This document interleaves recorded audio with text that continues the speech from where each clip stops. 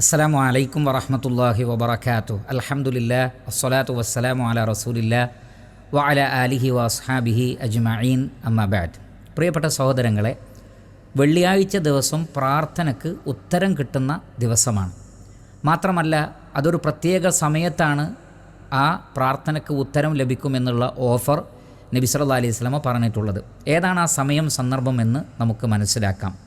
അതിൽ ഒന്നാമത്തത് നബി സല്ലല്ലാഹു അലൈഹി വസല്ലം പറയുന്നത്, ഇന്ന ഫിൽ ജുമുഅത്തി ലസാഅതൻ ലാ യുവാഫിഖുഹാ മുസ്ലിമുൻ യസ്അലുല്ലാഹ ഫീഹാ ഖൈറ ഇല്ലാ അഅതാഹു ഇയ്യാ.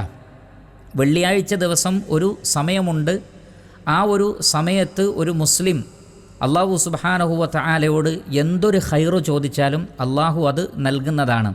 എന്നിട്ട് പ്രവാചകൻ പറഞ്ഞു, വഹിയ സാഅത്തുൻ ഖഫീഫ, അത് വളരെ കുറഞ്ഞ ഒരു സമയം മാത്രമാണ് അതുള്ളത്. അപ്പോൾ വെള്ളിയാഴ്ച ദിവസം വളരെ കുറഞ്ഞ ഒരു സമയം പ്രാർത്ഥനയ്ക്ക് ഉത്തരം ലഭിക്കുന്ന സമയമാണ്.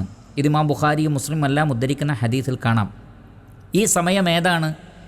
ആ വിഷയത്തിൽ പണ്ഡിതന്മാർക്കിടയിൽ ഹദീസിൻ്റെ അടിസ്ഥാനത്തിൽ ചില അഭിപ്രായ വ്യത്യാസമുണ്ട്.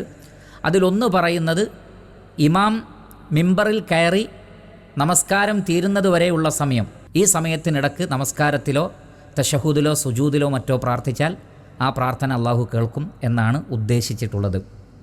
എന്നാൽ ഇമാം അബൂദാവുദ് റഹിമഹുല്ല, ഇമാം നസായി തുടങ്ങിയവർ ഉദ്ധരിക്കുന്ന ഹദീസുകളിലും വേറെ ധാരാളം സ്വഹാബികളിൽ നിന്നും സ്ഥിരപ്പെട്ടതനുസരിച്ച് നബി സല്ലല്ലാഹു അലൈഹി വസല്ലം അതിനെ സംബന്ധിച്ച് പറഞ്ഞത്, ഫൽതമിസൂഹ ആഖിറ സാഅത്തിൻ ബഅദൽ അസ്ർ, അസർ നമസ്കാര ശേഷമുള്ള അവസാന ഒരു മണിക്കൂർ അഥവാ മഗ്രിബിന് തൊട്ട് മുമ്പുള്ള ഒരു മണിക്കൂർ മുതലാണ് ഈ സമയം തുടങ്ങുന്നത്. അതുകൊണ്ട് തന്നെ വെള്ളിയാഴ്ച ദിവസം അസറിന് ശേഷം ഈ പ്രാർത്ഥനയുടെ സമയമാണ്. പ്രത്യേകിച്ചും മഗ്രിബിനോട് അടുത്ത സന്ദർഭത്തിലാണ് എന്ന് നമുക്ക് മനസ്സിലാക്കാൻ കഴിയും. ഇതാണ് അധിക പണ്ഡിതന്മാരും ഇതാണ് കൂടുതൽ ശരിയായത് എന്ന് പറഞ്ഞിട്ടുള്ളത്. അഥവാ അസറിന് ശേഷം മഗ്രിബിനോട് തൊട്ടടുത്ത്, മഗ്രിബിൻ്റെ തൊട്ട് മുമ്പായിക്കൊണ്ടുള്ള ആ സമയങ്ങളാണ് ഉപയോഗപ്പെടുത്തേണ്ടത്. അപ്പോൾ ഈ നിലക്ക് ഈ ഒരു വെള്ളിയാഴ്ച ദിവസത്തെ മഹത്തായ ഒരു സമയത്തെ ഞാനും നിങ്ങളും ഉപയോഗപ്പെടുത്തുകയും ഇഹത്തിലെയും പരത്തിലെയും ഖൈറുകൾ നേടിയെടുക്കാൻ വേണ്ടി റഹ്മാനായ റബ്ബിനോട് ഈ ഒരു സന്ദർഭത്തിൽ നാം പ്രാർത്ഥിക്കുകയും ചെയ്യുക. തീർച്ചയായും ആ പ്രാർത്ഥനയ്ക്ക് ഉത്തരം നൽകപ്പെടുന്നതാണ്. അല്ലാഹു സുബ്ഹാനഹു വ തആല നാം ഏവരെയും അനുഗ്രഹിക്കട്ടെ. വസല്ലല്ലാഹു അലാ നബിയിന മുഹമ്മദിൻ വ ആലിഹി വസഹ്ബിഹി വസല്ലം.